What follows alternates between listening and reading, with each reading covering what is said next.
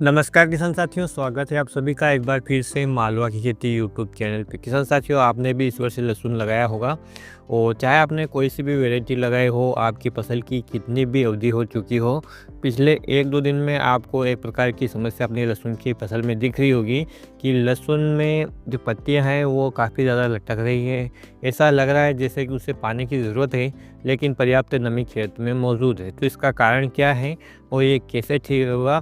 साथ ही किसान साथियों, यदि आपके लहसुन में अचानक से पीलापन बढ़ गया है या पत्तियां लाल होकर जो नोक है वो सूख रही हैं, तो उसके लिए हमें क्या करना है, इन सभी समस्याओं का निवारण इस वीडियो में मैं आपको बताने वाला हूं। कारण क्या है और किस प्रकार से इस समस्या से हम अपनी फसल को बचा सकते हैं, इसके बारे में पूरी जानकारी देने का प्रयास किया है। तो पूरी जानकारी के लिए वीडियो को लास्ट तक ज़रूर देखिएगा। किसान साथियों, आज से 4 दिन पहले या 5 दिन पहले आपने देखा होगा कि दिन में काफ़ी ज़्यादा टेम्परेचर था, दिन में बहुत ज़्यादा गर्मी लग रही थी, वहीं सुबह शाम हल्की फुल्की ठंड थी। लेकिन जैसे ही उत्तर की ओर हवा चली 2 दिन पहले किसान साथियों, अचानक से ठंड इतनी ज़्यादा बढ़ गई है कि आप दिन में भी किसान साथियों स्वेटर नहीं खोलेंगे, क्योंकि हवा बहुत तेज़ चल रही है और ठंडी चल रही है। किसान साथियों, अचानक से जब मौसम बदलता है या यूँ कहूँ कि जब भी हम एक अलग क्लाइमेट से दूसरे क्लाइमेट में या जलवायु में जाते हैं, तो हमारा शरीर भी जो है सुस्त पड़ जाता है, बीमार हो जाता है। ठीक इसी प्रकार से जब हम कहीं बाहर प्रदेश से जो जानवर, चाहे गाय भैंस कोई लाते हैं और अपने क्षेत्र में लाते हैं, तो देखते हैं कि 2-4 रोज़ वो बीमार हो जाता है। ठीक इसी प्रकार से किसान साथियों, जब भी मौसम अचानक से पलटता है, दिन में भी गर्मी थी, रात को भी हल्की फुल्की ठंड थी, अब दिन में भी ठंड है और रात में भी बहुत भयंकर ठंड है। अचानक से ऐसा परिवर्तन होना किसान साथियों फसलों के लिए भी हानिकारक होता है। और ये जो समस्या आ रही है, पत्तियां लटक रही हैं, अचानक से पीलापन आ गया है लहसुन की फसल में और जो पत्तियों की नोक लाल होकर सूखने की जो समस्या है, ये सब मौसम के कारण हुआ है। क्योंकि आप जानते हैं कि लहसुन, अफीम, प्याज, जीरा, धनिया ये काफ़ी सेंसिटिव फसलें हैं और टेम्परेचर को ज़्यादा सहन भी नहीं कर सकती और ज़्यादा डाउन हो जाए तो भी इनमें नुकसान होता है। भले ही आपको हरापन देखिए किसान साथियों, लेकिन यदि कोहरा पड़ता है, पाला पड़ता है, तो इनमें जो जीवन रस है वो सूख जाता है। तो किसान साथियों, अभी पाला तो नहीं पड़ा, लेकिन जो अचानक से मौसम परिवर्तन हुआ है, भयंकर गर्मी से अचानक से तेज़ ठंड हो गई है, जिसके कारण पौधे की जो आंतरिक गतिविधियाँ हैं उनमें काफ़ी फ़र्क देखने को मिला है। या यूँ कहें कि किसान साथियों, अचानक से परिवर्तन होने के कारण ये जो न्यूट्रिशन है वो ज़मीन से खींच नहीं पा रहे हैं, या यूँ कहें कि क्लाइमेट चेंज के कारण हमारी फसल एक प्रकार से सुस्त हो गई है और अब ये इस क्लाइमेट को अपने अनुरूप बना लेगी फसल, यानी क्लाइमेट के हिसाब से ही फसल अनुरूप हो जाएगी और 2 से 4 दिन में ये समस्या ऑटोमेटिक धीरे धीरे सुधर जाएगी। लेकिन किसान साथियों, आपको टेंशन है कि कोई रोग आ गया है या कोई खाद की कमी है, तो आप के लिए मैं उपाय बता रहा हूँ, वो उपाय आप कर सकते हैं। होता है क्या है कि जब अचानक से क्लाइमेट चेंज होता है और हमारी फसलें हैं वो इसको सहन नहीं कर पाती, परिणाम स्वरूप वो नीचे से पोषक तत्वों को खींच नहीं पाती।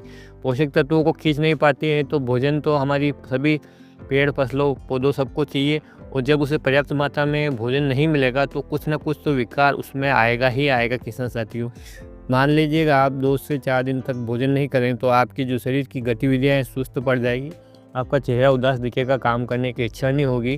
तो इसी हिसाब से हमारी फसल में जब अचानक से मौसम परिवर्तन हो जाता है तो इस प्रकार का इफेक्ट आ जाता है।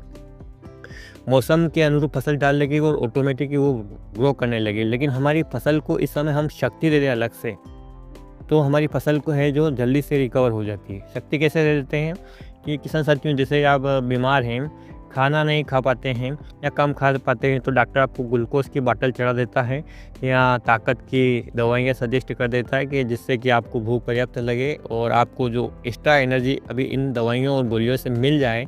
इसी हिसाब से हमारी फसल को भी हम एक्स्ट्रा एनर्जी और ताकत की खुराक दे सकते हैं, और उसके लिए आपको कुछ ज़्यादा करने की ज़रूरत नहीं है।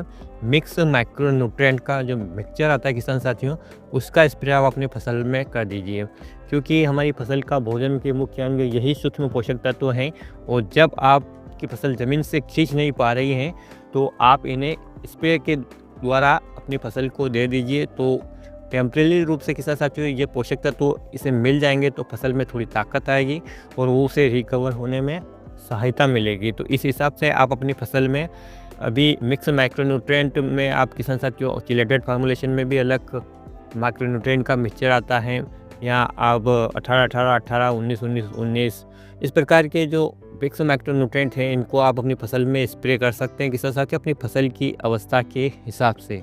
इस बात का आपको ध्यान रखना है। ये वही काम करेगा किसान साथियों, जैसे हम बीमार हो जाते हैं और हमें डॉक्टर इंजेक्शन वगैरह लगाता है, डायरेक्ट हमारे नसों में लगाता है, हमारे शरीर को डायरेक्ट एनर्जी मिलती है। ठीक इसी प्रकार से आप जो भी स्प्रे करेंगे मिक्स माइक्रोन्यूट्रिएंट का, इन मिनरल का, तो किसान साथियों पौधे को सीधे अवेलेबल हो जाएंगे, क्योंकि पत्तियों के द्वारा वो अवशोषित हो जाएंगे।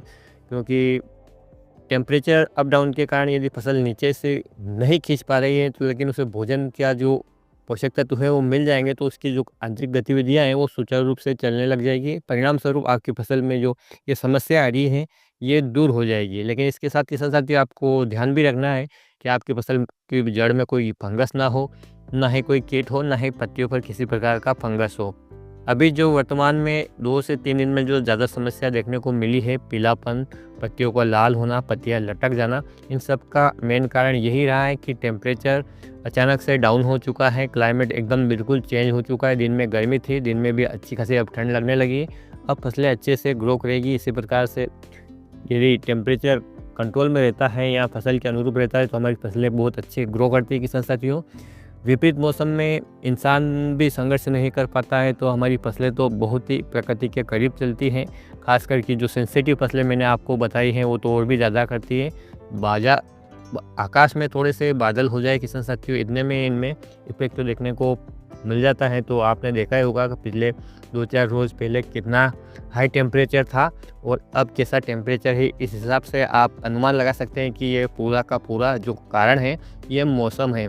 और अब मौसम सही हो चुका है तो हमारी फसल भी सही हो जाएगी। ज़्यादा घबराने की ज़रूरत नहीं है, ज़्यादा अलग अलग दवाइयाँ स्प्रे करने की ज़रूरत नहीं है, ज़्यादा खाद देने की ज़रूरत नहीं है। जो आपकी फसल की ज़रूरत है उसको आप समझें और इस प्रकार से अभी मिक्स माइक्रोन्यूट्रिएंट को स्प्रे करके अपनी फसल को रिकवर करने में सहायता करें। आपकी फसल बिल्कुल स्वस्थ हो जाएगी। तो किसान साथियों, उम्मीद करता हूँ कि ये जानकारी आपको पसंद आई होगी।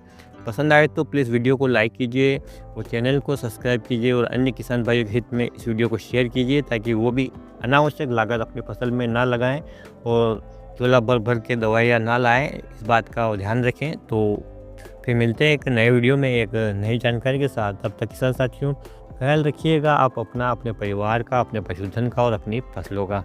वीडियो देखने के लिए आपका बहुत बहुत धन्यवाद। जय हिंद, जय जवान, जय किसान।